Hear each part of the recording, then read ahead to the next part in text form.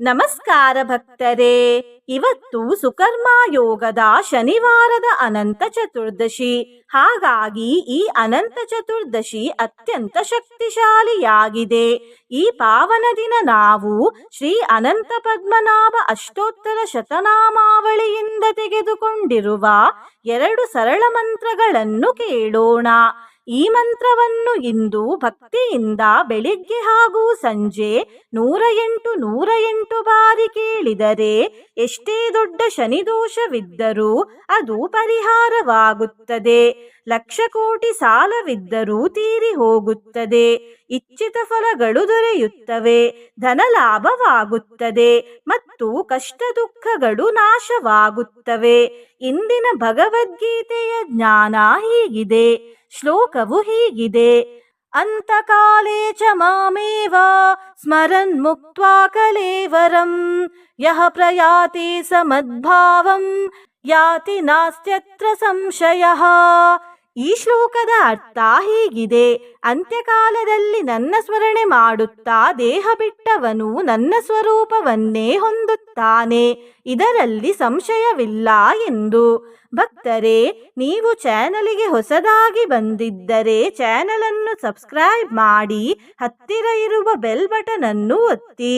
ಮಂತ್ರ ಕೇಳುವಾಗ ಕಾಪಾಡಿ ತಂದೆ ಎಂದು ಕಮೆಂಟ್ ಮಾಡಿ ಮತ್ತು ವಿಡಿಯೋಗೆ ಲೈಕ್ ಮಾಡಿ. ಭಕ್ತರೇ, ಕಣ್ಣು ಮುಚ್ಚಿ ಮಂತ್ರವನ್ನು ಪೂರ್ತಿ 108 ಸರ್ತಿ ಕೇಳಿ.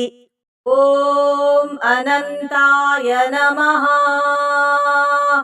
ಓಂ ಪದ್ಮನಾಭಾಯ ನಮಃ. ಓಂ ಅನಂತಾಯ ನಮಃ. ಓಂ ಪದ್ಮನಾಭಾಯ ನಮಃ. ಓಂ ಅನಂತಾಯ ನಮಃ. ಓಂ ಪದ್ಮನಾಭಾಯ ನಮಃ. ಓಂ ಅನಂತಾಯ ನಮಃ. ಓಂ ಪದ್ಮನಾಭಾಯ ನಮಃ. ಓಂ ಅನಂತಾಯ ನಮಃ. ಓಂ ಪದ್ಮನಾಭಾಯ ನಮಃ. ಓಂ ಅನಂತಾಯ ನಮಃ. ಓಂ ಪದ್ಮನಾಭಾಯ ನಮಃ. ಓಂ ಅನಂತಾಯ ನಮಃ. ಓಂ ಪದ್ಮನಾಭಾಯ ನಮಃ. ಓಂ ಅನಂತಾಯ ನಮಃ. ಓಂ ಪದ್ಮನಾಭಾಯ ನಮಃ. ಓಂ ಅನಂತಾಯ ನಮಃ. ಓಂ ಪದ್ಮನಾಭಾಯ ನಮಃ. ಓಂ ಅನಂತಾಯ ನಮಃ. ಓಂ ಪದ್ಮನಾಭಾಯ ನಮಃ. ಓಂ ಅನಂತಾಯ ನಮಃ. ಓಂ ಪದ್ಮನಾಭಾಯ ನಮಃ. ಓಂ ಅನಂತಾಯ ನಮಃ. ಓಂ ಪದ್ಮನಾಭಾಯ ನಮಃ. ಓಂ ಅನಂತಾಯ ನಮಃ. ಓಂ ಪದ್ಮನಾಭಾಯ ನಮಃ. ಓಂ ಅನಂತಾಯ ನಮಃ. ಓಂ ಪದ್ಮನಾಭಾಯ ನಮಃ. ಓಂ ಅನಂತಾಯ ನಮಃ. ಓಂ ಪದ್ಮನಾಭಾಯ ನಮಃ. ಓಂ ಅನಂತಾಯ ನಮಃ. ಓಂ ಪದ್ಮನಾಭಾಯ ನಮಃ. ಓಂ ಅನಂತಾಯ ನಮಃ. ಓಂ